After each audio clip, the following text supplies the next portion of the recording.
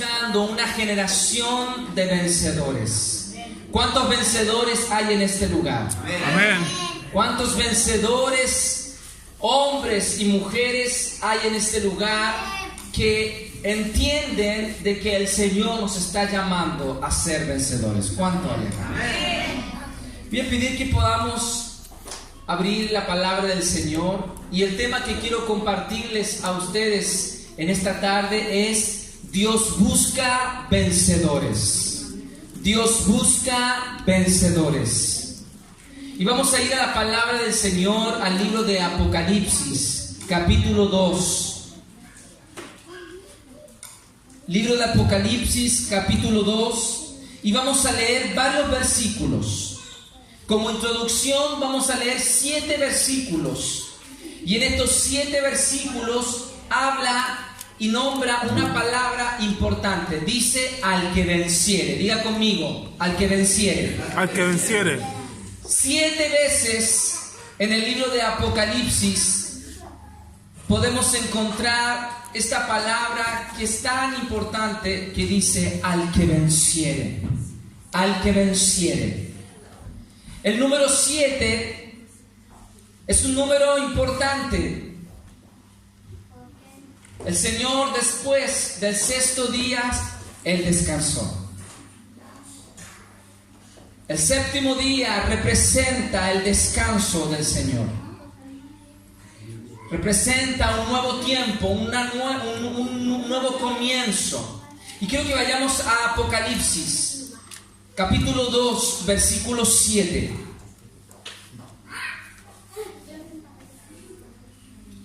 ¿Lo encontró? Amén. Vamos a leerlo. Apocalipsis capítulo 2, versículo 7. El que tiene oído, oiga lo que el Espíritu dice a las iglesias. Al que venciere, le daré a comer del árbol de la vida, el cual está en medio del paraíso de Dios. Ahora vamos al versículo 11 del mismo capítulo 2. El que tiene oído, oiga lo que el Espíritu dice a las iglesias. El que venciere no sufrirá daño de la segunda muerte. Ahora vamos al versículo 17.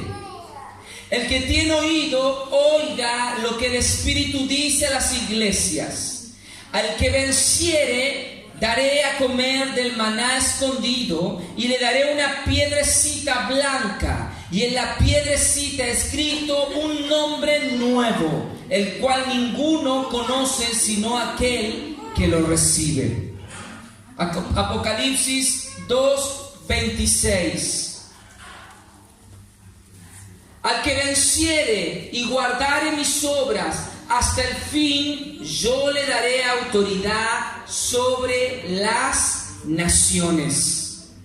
Apocalipsis capítulo 3, versículo 5.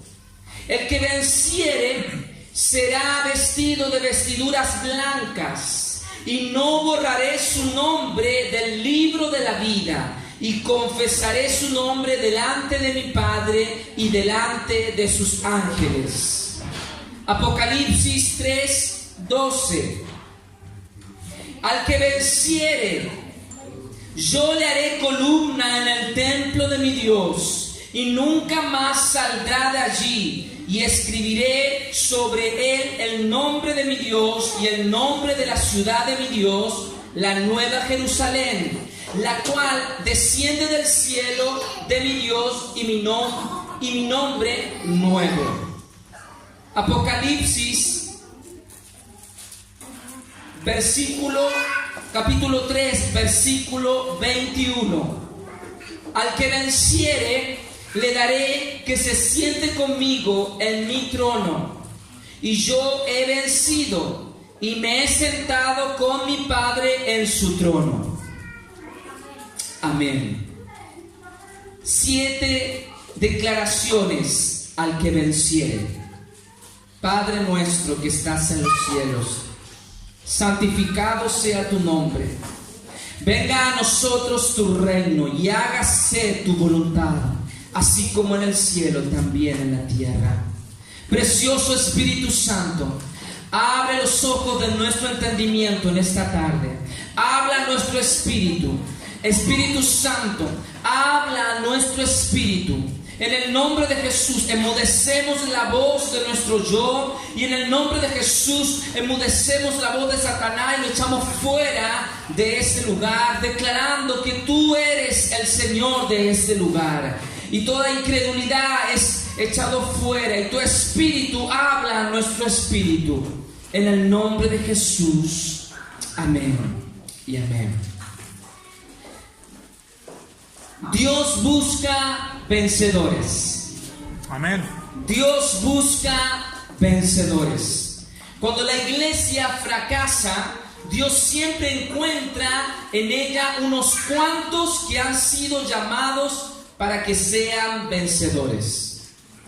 Él escoge a los fieles que están dispuestos a pagar el verdadero precio. Diga conmigo, verdadero precio. La iglesia ha sido escogida para marcar en el mundo, en la sociedad, en la cultura, el nombre de Jehová de los ejércitos. La iglesia ha sido llamada, ha sido escogida, ha sido separada para hacer influencia, para ejercer influencia y poder a través de esa influencia llevar al corazón de hombres y mujeres a Cristo. Y poder llevar a hombres y mujeres que están en tinieblas, poder llevarles a Cristo, la luz que resplandece y que da libertad. Vemos ahora algunos principios que quiero compartirles en esta tarde. Principios que son principios de los vencedores. Dios obra buscando primero unos pocos, cuyo fin es que formen un núcleo para alcanzar a muchos. Dios busca a unos pocos, cuyo fin, a través de ese propósito, poder influenciar a unos muchos.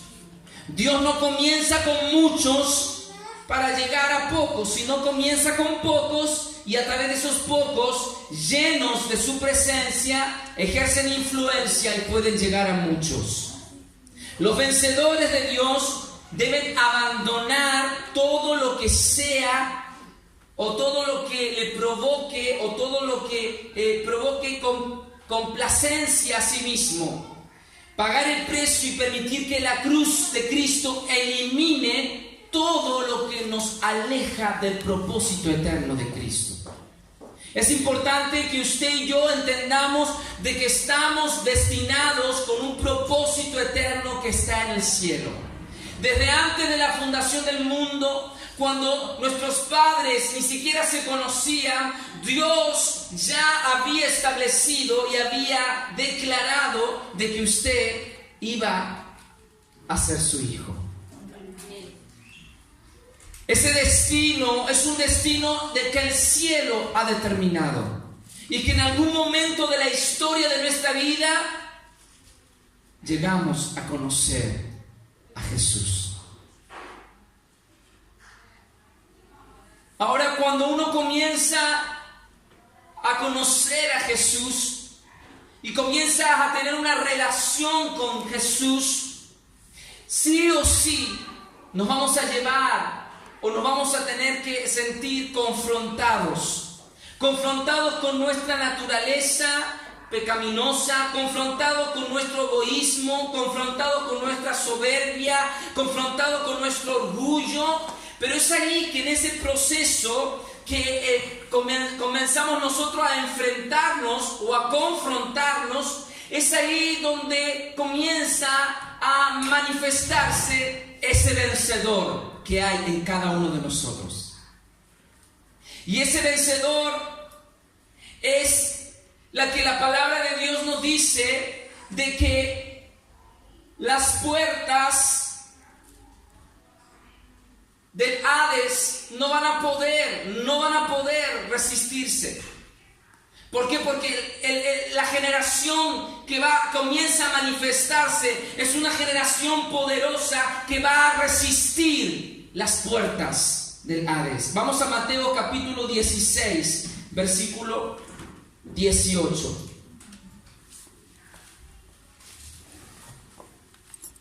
Mateo 16, versículo 18.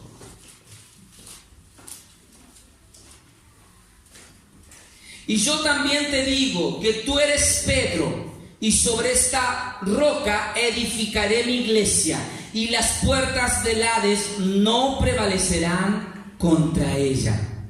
No prevalecerán contra ella. Ahora, ¿en qué consiste la obra de los vencedores? ¿En qué consiste la obra de los vencedores? Te invito a que vayas conmigo al libro de Josué, capítulo 3, versículo 6. Josué, capítulo 3, versículo 6.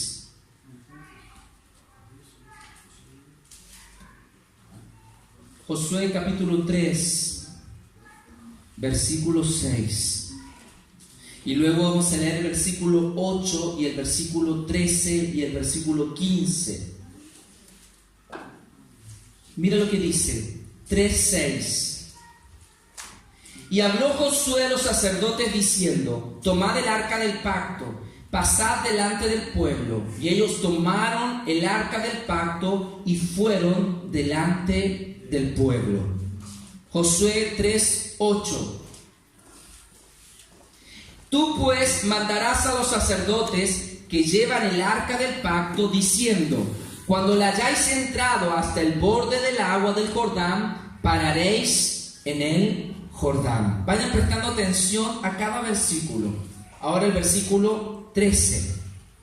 Y cuando las plantas de los pies de los sacerdotes que llevaban el arca de Jehová sobre toda la tierra se asienten en las aguas del Jordán, las aguas del Jordán se dividirán, porque las aguas que vienen de arriba se detendrán en un montón. Versículo 17. Mas los sacerdotes que llevaban el arca del pacto de Jehová estuvieron en seco, firmes en medio del Jordán, hasta que todo el pueblo hubo acabado de pasar el Jordán, y todo Israel pasó en seco. Ahora Josué capítulo 3, versículo 15. Cuando los que llevaban el arca entraron en el Jordán y los pies de los sacerdotes se llevaban el arca, fueron mojados a la orilla del agua, porque el Jordán suele desbordarse por todas sus orillas todo el tiempo de la siega. Ahora vamos al capítulo 4, versículos 10 y 11. Y los sacerdotes que llevaban el arca se pararon en medio del Jordán hasta que se hizo todo lo que Jehová había mandado a Josué que dijese al pueblo, conforme a todas las cosas que Moisés había mandado a Josué, y el pueblo se dio prisa y pasó. Y cuando todo el pueblo acabó de pasar, también pasó el arca de Jehová y los sacerdotes en presencia del pueblo. Josué capítulo 15, versículo 18. Luego Jehová habló a Josué diciendo: manda a los sacerdotes que lleven el arca de testimonios que suban del Jordán. Y Josué mandó a los sacerdotes diciendo: subid del Jordán. Y aconteció que cuando los sacerdotes que llevaban el arca del pacto de Jehová subieron del medio del Jordán, y las plantas de los pies de los sacerdotes estuvieron en lugar seco, las aguas del Jordán se volvieron en su lugar, corriendo como antes sobre todos sus bordes. Ahora anda conmigo a 2 de Corintios capítulo 4, 10 al 12. Acabamos de leer cada uno de los pasajes del libro de Josué, como Dios manda a que Josué establezca un diseño, y cómo el Jordán se abrió y ellos tenían el arca del pacto, y cómo mientras el arca del pacto estaba allí y estaban los sacerdotes sosteniendo el arca del pacto, el pueblo pasó en seco. O sea, el Jordán se abrió. hasta el día de hoy los científicos, y muchos de ellos, están investigando porque han encontrado restos, han encontrado, no sé cómo decirlo, como registros de que efectivamente el mar o el Jordán se abrió, así como se abrió el mar cuando pasó el pueblo de Israel, también el Jordán se abrió. Entonces vemos acá que no es solamente un relato por relato, sino que habla de que efectivamente el Jordán se abrió.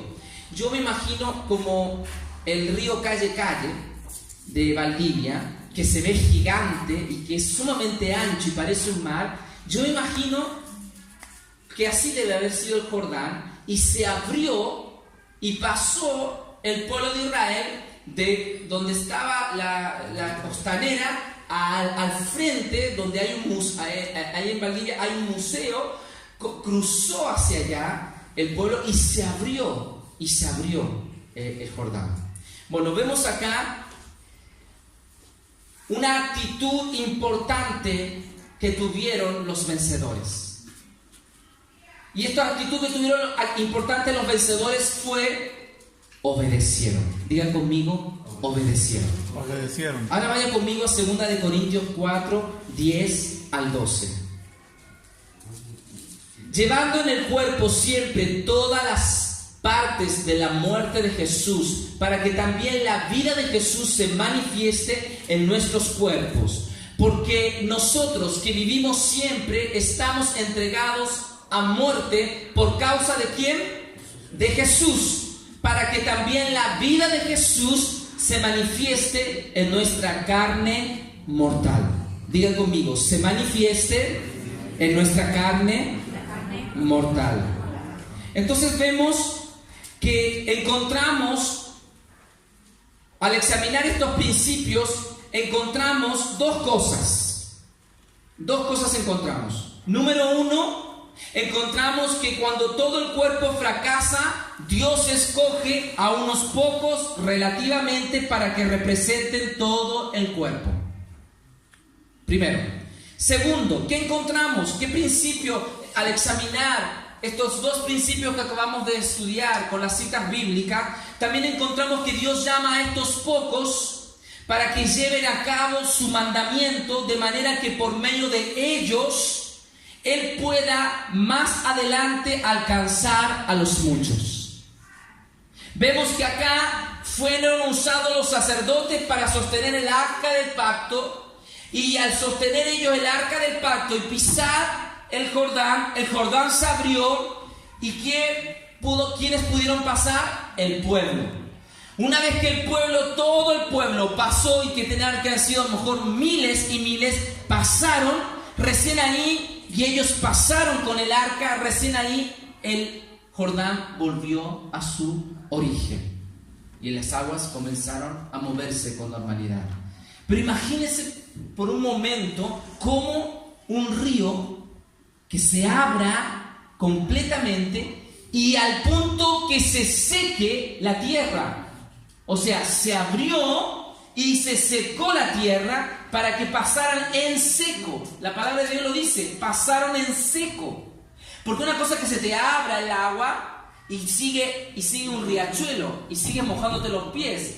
Ya no te vas a hundir, pero te sigue mojando los pies. Dice, pasaron en seco.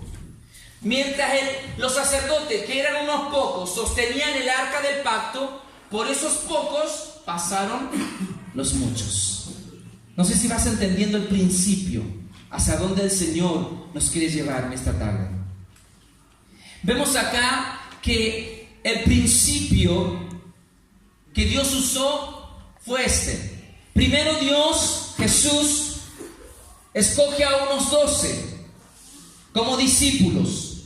Luego esas 12 personas más adelante se convierten en 120.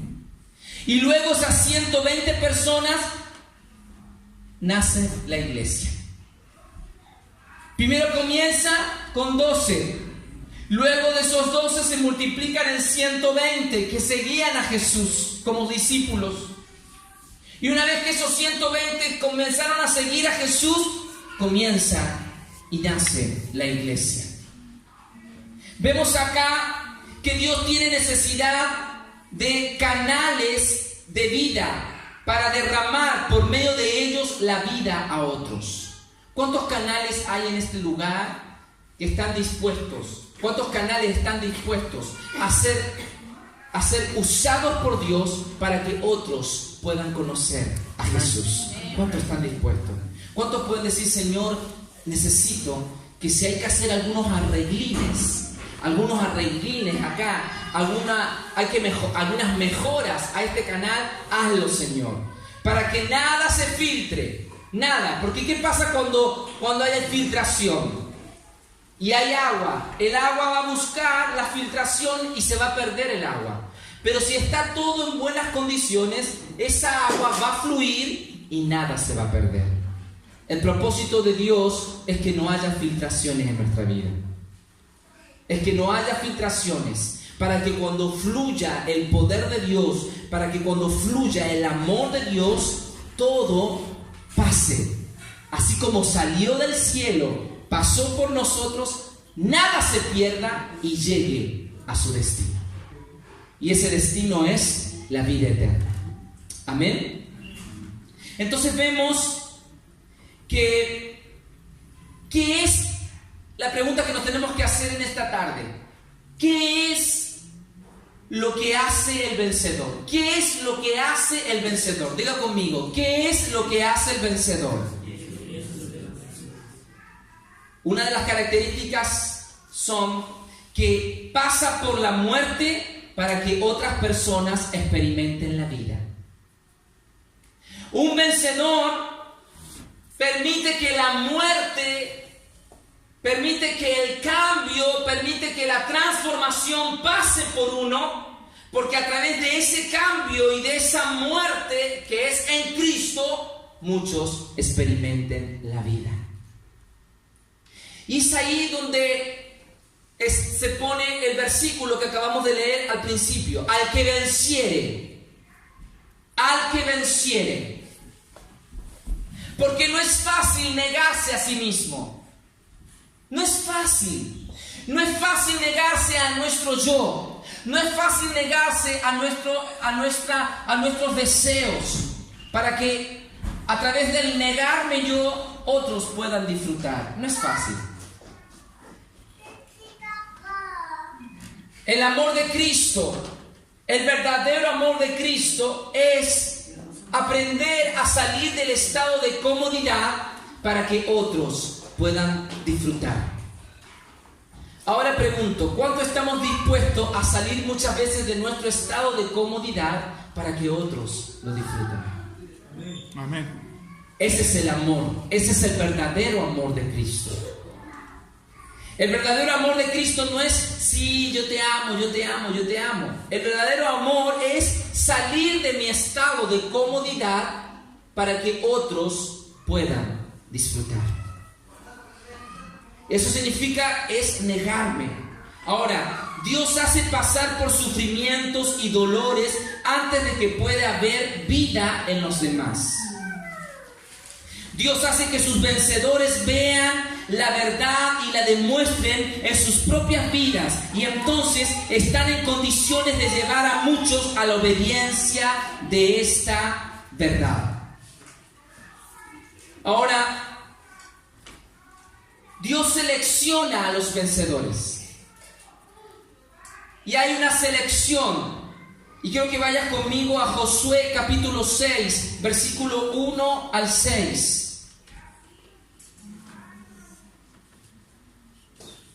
Jueces capítulo 6, versículo 1 al 6.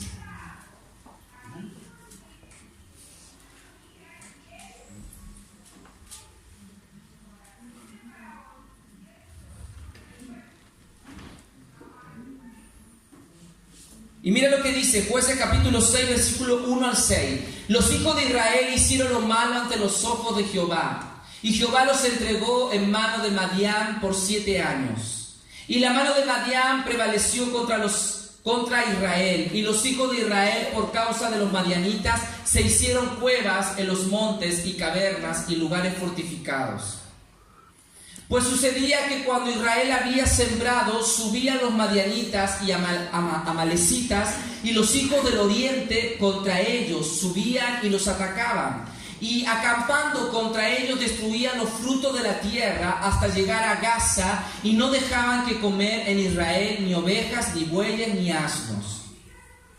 Porque subían ellos y sus ganados venían con sus tiendas en grande multitud como langostas. Ellos y sus camellos eran innumerables. Así venían a la tierra para devastarla. De este modo empobrecía Israel en gran manera por causa de Madián, y los hijos de Israel clamaron a Jehová. Clamaron a Jehová. Ahora vamos a Jueces capítulo 6, versículos 15 y 16. Entonces le respondió: Señor, ¿con qué salvaré yo a Israel? He aquí que mi familia es pobre en Manasés, y yo el menor en la casa de mi padre. Jehová le dijo: ciertamente yo estaré contigo. Mira lo que dice el Señor: ciertamente yo estaré contigo, y derrotarás a los madianitas como a un solo hombre. Diga conmigo: un solo hombre.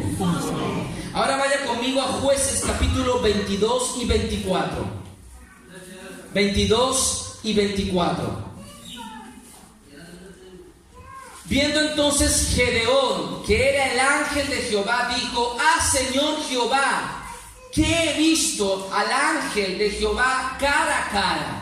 Pero Jehová le dijo: paz a ti, no tengas temor, no morirás. Dile que está a tu lado: no morirás. No morirás. Y edificó allí Gedeón altar a Jehová, y lo llamó Jehová Shalom. Jehová es paz, el cual permanece hasta hoy en Ofra de los abiezeritas. Ahora vamos a Jueces 6:32.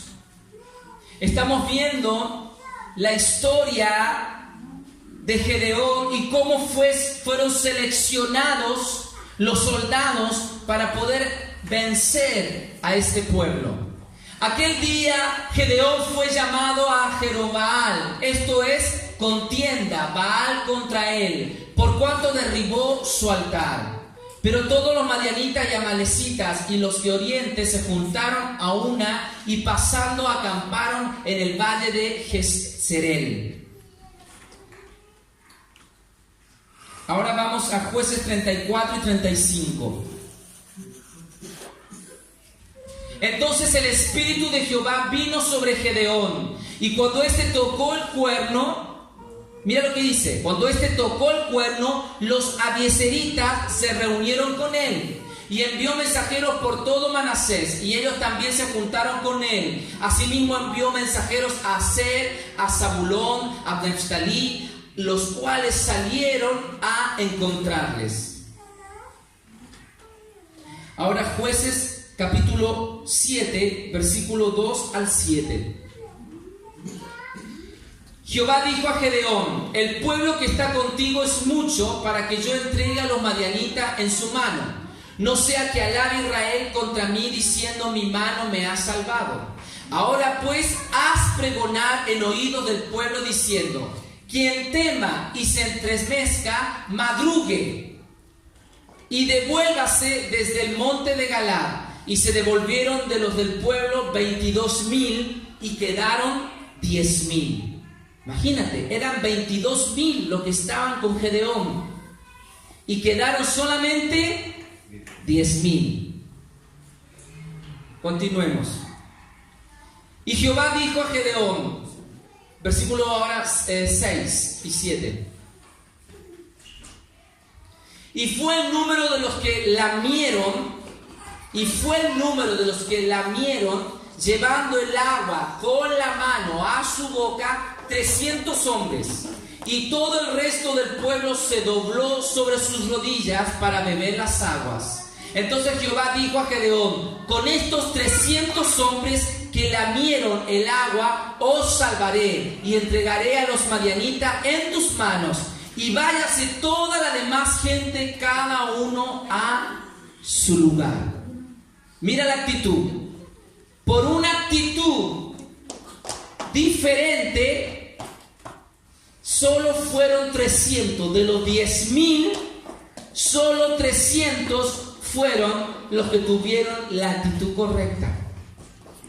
¿Y sabes cuál fue la actitud que ellos tuvieron? Fue una actitud de humildad. La actitud de humildad que estos 300 tuvieron fue clave para poder determinar el Señor y decir: con estos 300 es con lo que yo te usaré y vencerán a este pueblo. Entonces vemos acá la selección. Cuando Dios selecciona, Dios elige con un propósito, pero para que Dios seleccione hay algo tan importante que debe existir en un hijo de Dios, y es la humildad. Es la humildad. Diga conmigo, humildad. Qué importante es la humildad, amados hermanos. Qué importante es, porque la humildad es la que va a determinar que lo que Dios va a hacer. El corazón orgulloso, el corazón... Y acaban la carrera. Guardan la fe y acaban la carrera, pero no saben cómo ganar la batalla. ¿Ven la diferencia? Guardan la fe. Hay mucha gente que guarda la fe, acaba la carrera, pero no sabe cómo enfrentar la batalla. Hoy día necesitamos guardar la fe. Hoy necesitamos acabar la carrera, pero hoy también necesitamos ganar la batalla. Cada uno de nosotros nos vemos enfrentados a batallas constantemente. Batallas que constantemente nos llevan a confrontarnos y a ver cómo somos, cómo es nuestra propia naturaleza, ver nuestras debilidades. Pero es ahí cuando vemos nuestras debilidades, amados hermanos, que es ahí donde Cristo quiere, la gracia de Cristo, la gracia preciosa de nuestro Creador, es ahí donde se manifiesta. Es ahí donde a una prostituta Dios, a través de su gracia, la mira como una princesa. Es ahí cuando a un ladrón Dios, a través de su gracia, lo mira como un hombre bueno. Es ahí como un hombre o una mujer lleno de odio y de rencor, a través de la gracia de Dios, está lleno del amor de Cristo. Es ahí donde todo lo que es negativo, a través de la gracia de Cristo, es transformado en algo positivo, en algo que da esperanza. Entonces, amados, vemos acá que cómo llegar a ser un vencedor. Vemos acá el caso de Gedeón. Reconocer la propia pequeñez de uno mismo. Gedeón reconoció y dijo: yo soy muy pequeño. ¿Cómo mi familia, mi descendencia, cómo yo voy a ser usado por Dios? ¿Te has preguntado eso? Pero hoy día el Señor te dice: así como tú estás, si tú solamente entregas tu corazón y permites que yo gobierne sobre ti, yo quiero usarte y quiero que seas un canal de bendición. No mires tus limitaciones, solamente ríndeme y ríndete a mí. Confía. Yo sé lo que va a pasar en el futuro. Ni el horóscopo ni el tarot te va a decir lo que realmente es lo mejor para ti. Yo sí sé lo que es mejor para ti, y eso se llama Cristo. Cristo el que tiene la respuesta a todas nuestras preguntas, a todas nuestras dudas. Entonces vemos en 1 de Samuel, capítulo 24, versículo 14, vemos a David que había sido ungido y se consideraba a sí mismo como un perro muerto. Los vencedores son aquellos que poseen la realidad, pero no el nombre de vencedores.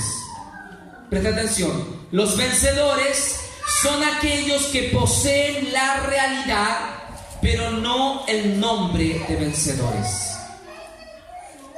¿Qué hacen los vencedores? Los vencedores contemplan la visión celestial, ven al Señor y no al gigante. Ven al Señor y no al gigante. ¿A quién estás viendo tú en este día? ¿A quién estamos viendo? ¿A quién estamos viendo? ¿Estamos mirando el gigante? ¿Estamos mirando el problema? ¿Estamos mirando la dificultad? ¿Estamos mirando lo que nos tiene afligido? ¿O estamos mirando al Señor, al Dios de los milagros? ¿A quién estamos mirando? ¿Estamos mirando a la religión? A ver si me convence la religión, o estamos mirando a Cristo. Hay una gran diferencia. Cuando comenzamos a mirar a Cristo, todo es diferente. Todo es diferente. David, siendo un jovencito, diminuto, siendo un joven, quizás entre todos sus hermanos, todos ellos a lo mejor estaban capacitados físicamente para ser rey. Pero Dios lo escogió a él, al olvidado, cuidando las ovejas. Dios lo escogió para que sea un vencedor. Quizás tú eres olvidado en tu familia. Quizás tú fuiste olvidado en medio de todos tus hermanos. Quizás a lo mejor nadie te tiene en cuenta de tu familia. Pero quiero que sepas que sí Dios te tiene en cuenta. Y que sí Dios se ha fijado en tu corazón y en tu vida. Y sí Dios quiere usarte y quiere transformarte en un vencedor.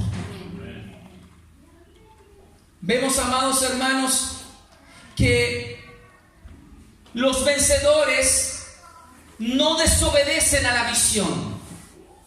Los vencedores obedecen a la visión que el cielo ha puesto en sus vidas. Los vencedores no se resisten a ver si tengo gana o no tengo gana. Los vencedores dejan que fluya ese deseo y esa pasión. No la resisten. Es importante en este tiempo que podamos y aprendamos a responder el llamado de Dios con sacrificio. Dios llama a los vencedores. Ahora pregunto, ¿ha oído usted el llamamiento que hace Apocalipsis 2 y 3 a los vencedores? Dice, al que venciere, más de 7 veces habla de al que venciere. La palabra vencer está hablando de una persona que estuvo en lucha, que estuvo enfrentando una batalla y que esa batalla la ganó. ¿Estás enfrentando una batalla en este tiempo? Quiero decirte que yo sí estoy enfrentando una batalla.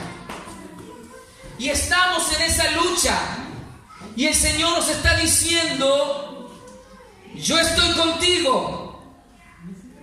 No te des por vencido. Y a lo mejor esa batalla la ves cada vez más fuerte, cada vez la ves más intensa. Pero el Señor te está diciendo, no te desanimes. No bajes tus brazos. No retrocedas. Sigue adelante. Y si sientes temor o te sientes cansado, clama a mí. Porque yo te voy a responder.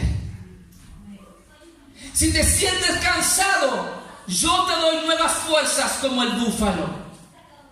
Si sientes que no encuentras oxígeno, yo soy tu pronto auxilio. El Señor en su palabra nos da promesas claras y precisas cuando estamos en medio de la batalla. Pero vemos acá, amados hermanos, y la pregunta es, ¿hemos respondido al llamamiento? ¿Estamos respondiendo al llamamiento que el Señor está haciendo para que seamos vencedores? ¿O aún todavía estamos pensando, ¿lo haré o no lo haré? ¿Aceptaré convertirme en un vencedor? ¿O esperaré que pase el tiempo? Es tiempo de destruir los ídolos que hay en nosotros. Es tiempo de destruir los ídolos que hay en nuestro corazón.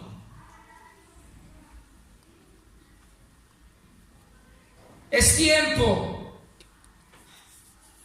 de mantener un testimonio, no solamente interno, sino un testimonio externo, para que el que no conoce a Cristo pueda ver a través de nuestras vidas a Cristo. Qué difícil,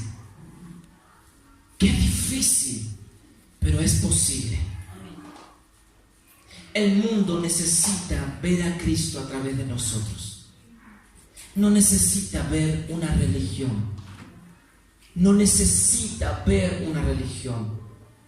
El mundo necesita ver a Cristo, a un Dios de amor, pero a un Dios también justo, lleno de gracia. La palabra que el domingo pasado compartió el hermano Edison hablaba de que el Señor tuvo compasión de las multitudes. Y el tener compasión de alguien es tener a Cristo. ¿Sabes por qué? Porque si tú no tienes a Cristo, difícilmente vamos a poder tener compasión de alguien. Porque va a aflorar la carne, el orgullo, la vanagloria, va a aflorar el ajetreo que tenemos y el caos que a veces tenemos en nuestro interior. Por el estrés que andamos en una cultura que corre todo el tiempo y no para en todo el tiempo. Un día de descanso o 2 días de descanso. Y a veces ese día de descanso es puro trabajo que uno tiene. Y luego nuevamente al trabajo. Pero en medio de toda esa cultura, el Señor está diciendo, es tiempo ya, iglesia, que se transformen en vencedores llenos de compasión. Vencedores llenos de compasión. Entonces vemos que una vez que han dado estos 4 pasos, acabamos de nombrarlos. Número 1, reconocer la propia pequeñez de uno mismo. Número 2, contemplar la visión celestial, ver al Señor en vez de ver al gigante. No desobedecen. Número 3, no desobedecen a la visión. Dios te ha dado una visión. ¿Cuántos tienen una visión?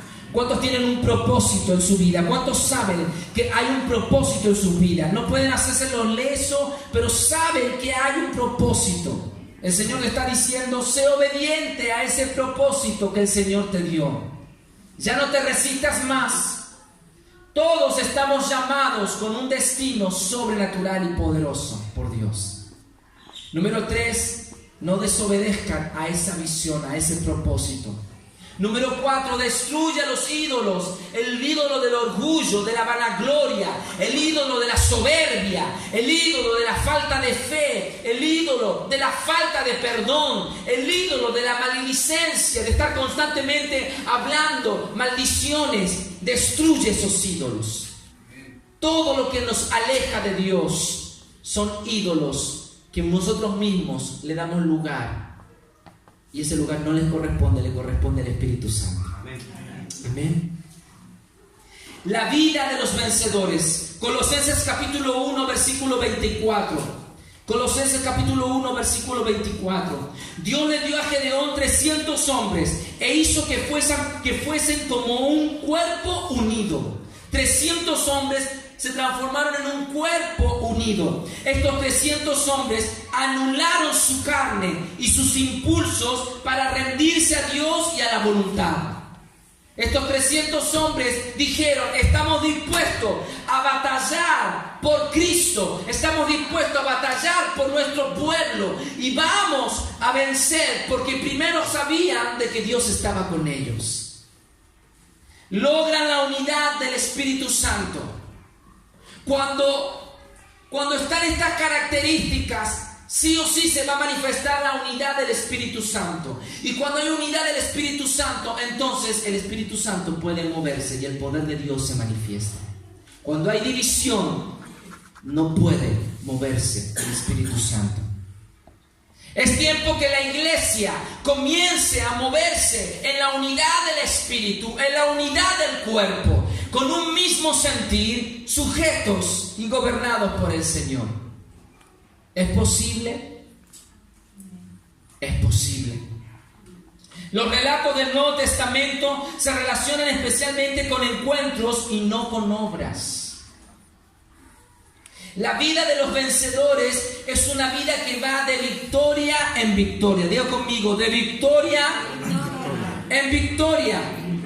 No es que solamente un vencedor tiene una sola batalla ganada, sino que es una batalla ganada, 2 batallas ganadas, 3 batallas ganadas, 4 batallas ganadas. Y hasta que Cristo venga, seguiremos enfrentando batallas en nuestra vida. Lo más importante es que el Señor nos ha llamado a que seamos más que vencedores en Cristo.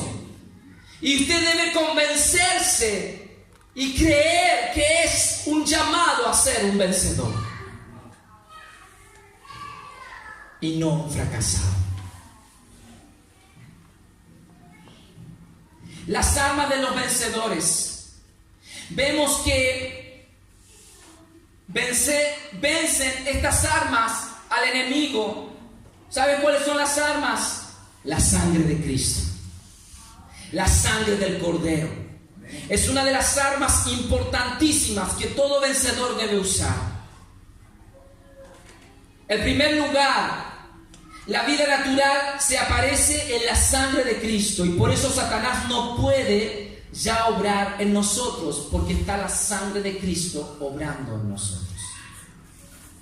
En segundo lugar, la sangre de Cristo vence los ataques de Satanás, y cuando nos hallamos bajo la protección de la sangre de Cristo, no podemos ser atacados por Satanás, porque está la sangre de Cristo cubriéndonos.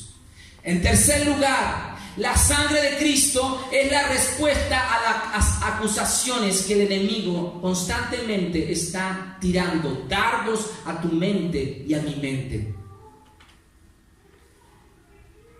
Ahora, otra arma importante es la palabra de testimonio. Satanás va a intentar constantemente derrotar a la iglesia, o sea, derrotar tu testimonio, mi testimonio. Cuando el enemigo intenta decirte que no puedes, Dios te dice: todo lo puedes en Cristo que te fortalece. La sangre representa dicha victoria. Y al hacer uso de la palabra de Dios, al confesar la palabra de Dios y obtener dicha victoria, es un testimonio. Y es un testimonio poderoso.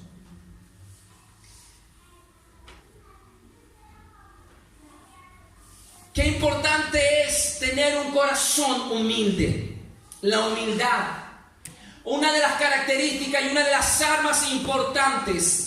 Dice la palabra que a los que son contritos y humillados, esos son los que a Dios le agrada, pero a los soberbios Dios los mira de lejos. Es tiempo que nosotros podamos pedir al Espíritu Santo que traiga luz. Y si hay en nosotros soberbia, que el Espíritu Santo nos muestre, para que así la soberbia sea alejada y quitada de nosotros y podamos tener el corazón conforme a Cristo. Podamos ser un hombre y una mujer conforme a su corazón. Leamos el libro de Hechos, capítulo 20, 24. Y con esto estoy cerrando esta palabra. Hechos, capítulo 20, 24. Obtendremos la victoria en la batalla si confiamos en la sangre de Cristo. si damos testimonio con valor y mantenemos una actitud que demuestre que no le tememos a la muerte. Las personas que así lo hagan podrán cumplir con la voluntad determinada de Dios. Dios busca hombres, Dios busca mujeres, Dios busca jóvenes, Dios busca niños que se pongan en la línea de batalla y venzan y se pongan en la brecha. Dios está buscando esos vencedores. Y mira lo que dice Hechos 20:24.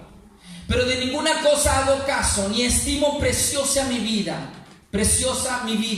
para mí mismo, con tal que acabe mi carrera con gozo y el ministerio que recibí del Señor Jesús, para dar testimonio del evangelio de la gracia de Dios. Testimonio del evangelio de la gracia de Dios. Escucha bien. Testimonio del evangelio de la gracia de Dios. Este es el tiempo donde la iglesia está llamada a levantarse, a dar testimonio del evangelio de la gracia de Dios. Este es el tiempo donde la iglesia estamos llamados a dar testimonio de esa gracia sobrenatural, esa gracia que infunde el amor de Cristo sin condición. Este es el tiempo donde la iglesia está llamada a ser vencedora, a avanzar sin retroceder, a creer y ver los milagros, a no titubear, sino que cuando está en los momentos de debilidad, clamar y confesar a Cristo, y el amor de Cristo y el poder de Cristo se va a manifestar. Todo está en la fe. Todo está en la fe. Te invito a que te pongas de pie y podamos reflexionar en esta tarde y podamos decir: Señor, tú me estás llamando para que sea un vencedor. Tú me estás llamando para que sea un vencedor. Y yo no quiero ser uno más. Yo quiero ser ese vencedor y esa vencedora llamada con un propósito eterno. Cierra tus ojos y tú estás.